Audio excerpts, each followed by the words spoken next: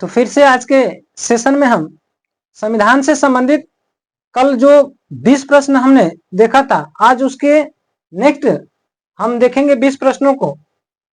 तो आज का पहला प्रश्न है कि संविधान सभा में किस देशी रियासत के प्रतिनिधि ने भाग नहीं लिया था?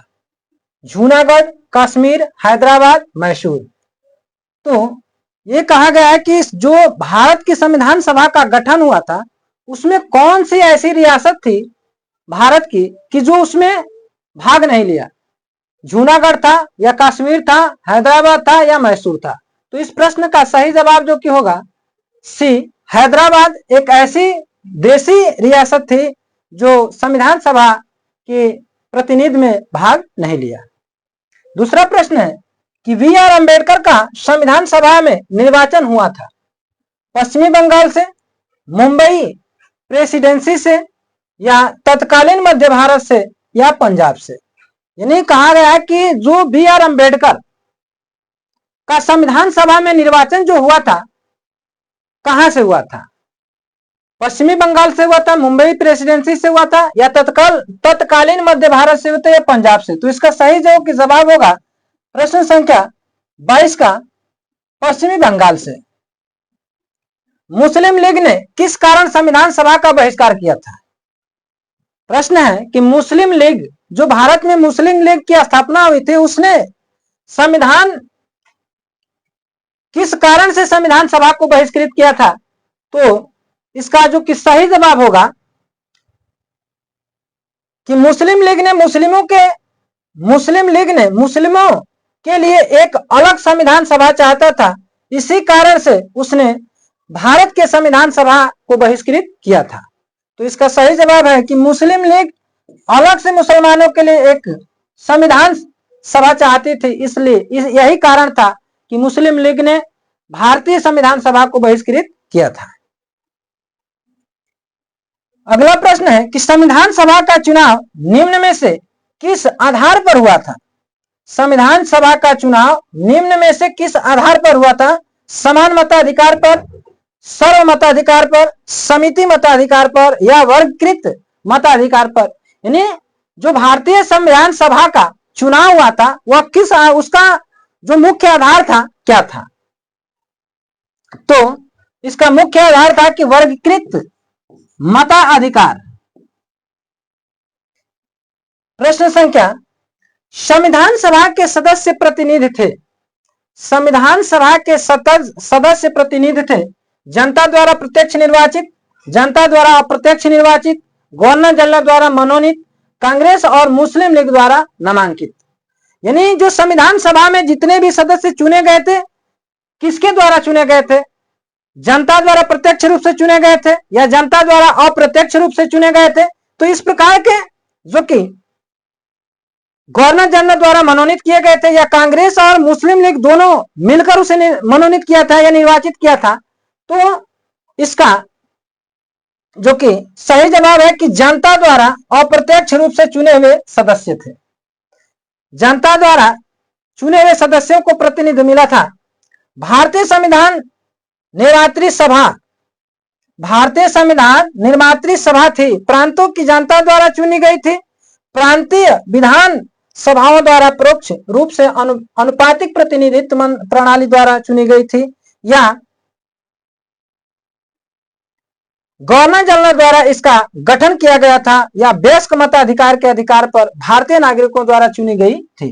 यानी भारतीय संविधान निर्मात्री सभा का जो निर्माण गठन किया गया था तो किस आधार पर किया गया था? तो आप कह सकते हैं कि प्रांतीय विधान सभाओं द्वारा परोक्ष रूप से अनुपातिक प्रतिनिधित्व प्रणाली द्वारा चुनी गई थी। अगला प्रश्न है जो कि भारतीय संविधान को किसने बनाया? भारतीय संविधान को किसने बनाया? विधानसभा ने, ब्रिटिश संसद ने, भारतीय संसद ने या गवर्नर जनरल ने? जो भारत का संविधान बना था उसको किसने बनाया? संविधान सभा ने बनाया कि ब्रिटिश संसद ने बनाया? तो इस प्रश्न का सही जवाब होगा, आप देख सकते हैं जो कि भारतीय संविधान सभा का गठन किया गया था, उसकी समिति बनाई गई थी। तो जाहिर सी बात है कि भारतीय संविधान का निर्माण जब करेगी तो संविधान सभा के द्वारा ही होगा। अगला प्रश्न है, संविधान सभा के लिए चुनाव संपन्न हुए 1945 में, 1946 में, 1947 में, 1948 में। भारतीय संविधान सभा के लिए जो चुनाव आयोजित हुए कब से प्रारंभ हुए, भारतीय संविधान सभा के चुनाव कब संपन्न कराए गए? तो इस प्रश्न का सही जवाब होगा 1946 में। भारतीय संविधान सभा की स्थापना कब हुई? 10 जून 1946 को, 9 दिसंबर 1946 को, 26 नवंबर 1949 को, 26 दिसंबर 1949 को। तो भारतीय संविधान सभा की स्थापना कब हुई? तो इसका सही जवाब होगा 9 दिसंबर 1946 को। प्रश्न संख्या 30 है, संविधान सभा का प्रथम अधिवेशन कहां हुआ था? मुंबई में, कोलकाता में, लाहौर में, दिल्ली में। संविधान सभा का प्रथम अधिवेशन कहां हुआ था? तो यह प्रथम अधिवेशन जो कि दिल्ली में हुआ था। अगला प्रश्न है कि संविधान सभा के उद्घाटन अधिवेशन की अध्यक्षता किसने की थी? जो संविधान सभा प्रथम अधिवेशन जो किया था, उद्घाटन जो किया गया था, उसकी अध्यक्षता उसके अध्यक्ष कौन थे?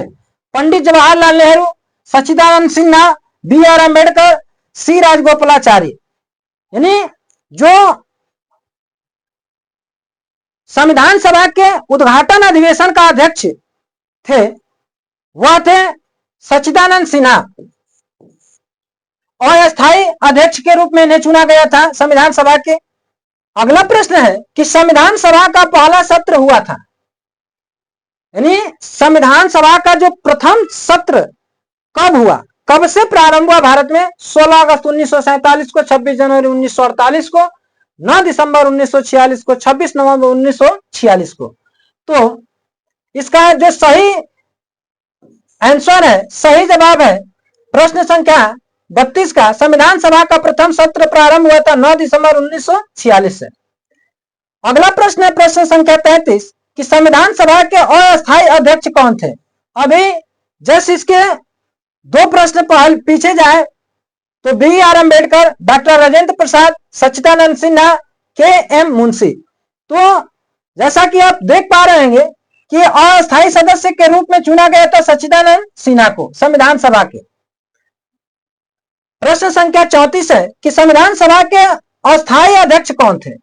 B N Rau, B R Ambedkar, doctor Rajendra Prasad, Sachchidananda Sinha.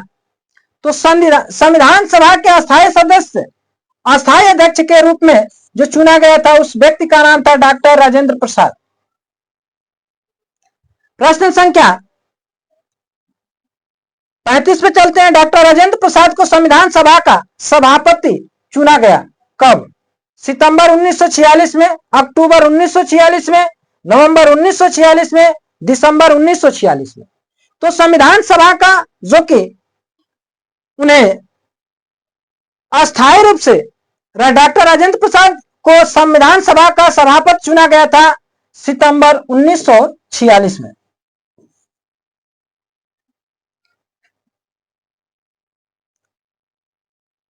संविधान सभा के संवैधानिक सलाहकार कौन थे? यानी संविधान सभा, जो भारत के संविधान सभा का गठन किया गया था, उसका संवैधानिक सलाहकार किसे माना जाता है?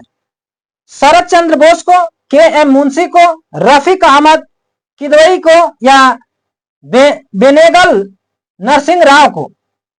संविधान सभा का संवैधानिक सलाहकार किसको माना जाता है? तो जो कि बेनेगल नरसिंह राव को माना जाता है। अगला प्रश्न है संविधान सभा के चुने हुए अस्थायी अध्यक्ष कौन थे? तो अस्थायी अध्यक्ष के रूप में डॉक्टर राजेंद्र प्रसाद को चुना गया था। अगला प्रश्न है निम्नलिखित में से कौन संविधान सभा का सदस्य नहीं था?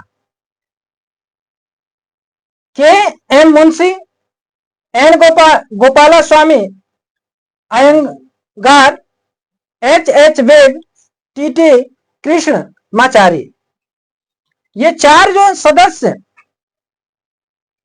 तो इसमें पूछा गया कि निम्नलिखित में से कौन संविधान सभा का सदस्य नहीं था, तो नहीं वाला बताना है। निम्नलिखित में से कौन से ऐसे जो 4 नाम दिख रहा है, इसमें से कौन सा ऐसा नाम है जो संविधान सभा के सदस्य नहीं थे। तो इसका जो सही जवाब है एच वेग। संविधान सभा के विभिन्न पहलुओं में के अध्ययन हेतु संविधान सभा में कितनी समितियां नियुक्त की गई थी? 9, 12, 13, 16। यानी संविधान सभा की जो गठन, संविधान सभा का जो गठन किया गया था, तो संविधान सभा को के अलग अलग पहलू का अध्ययन करने के लिए कितनी समितियां बनाई गई थी? ऐसी कितनी समितियां थी जो संविधान के अलग अलग तरह से उसके अलग अलग पहलुओं का अध्ययन करती थी? तो ऐसे जो 13 ऐसी समितियां थी जो अलग अलग पहलुओं का अध्ययन करती थी संविधान के। प्रश्न संख्या अगला है कि संविधान सभा के प्रारूप समिति की नियुक्ति कब की गई? संविधान सभा के प्रारूप समिति की नियुक्ति कब की गई? 29 अप्रैल 1947 को, 11 जून 1947 को, या 29 अगस्त 1947 को, 16 दिसंबर 1947 को। यानी सब में 1947 है। अब यह देखना है कि वह तारीख कौन थी, तो 29 अगस्त 1947। अगला प्रश्न है कि भारतीय संविधान सभा की प्रारूप समिति के अध्यक्ष कौन थे? भारतीय संविधान सभा का जो गठन हुआ था, उसके प्रारूप समिति के अध्यक्ष किसे नियुक्त किया गया था? डॉक्टर राजेंद्र प्रसाद, जवाहरलाल नेहरू, डॉक्टर BR अम्बेडकर और पुरुषोत्तम दास टंडन। तो भारतीय संविधान सभा के प्रारूप समिति के अध्यक्ष के रूप में जाना जाता है डॉक्टर BR अम्बेडकर को। Doctor BR Ambedkar. संविधान सभा के प्रारूप समिति में सदस्यों की संख्या कितनी थी? जो भारत में संविधान सभा की समिति का गठन किया गया था, उसके प्रारूप समिति में कितने सदस्यों को रखा गया था? प्रारूप समिति के सदस्यों की संख्या थी 5, 7, 9, 11। यानी जो भारतीय संविधान सभा के प्रारूप समिति का गठन किया गया था, उसमें सदस्यों की संख्या थी कुल 7।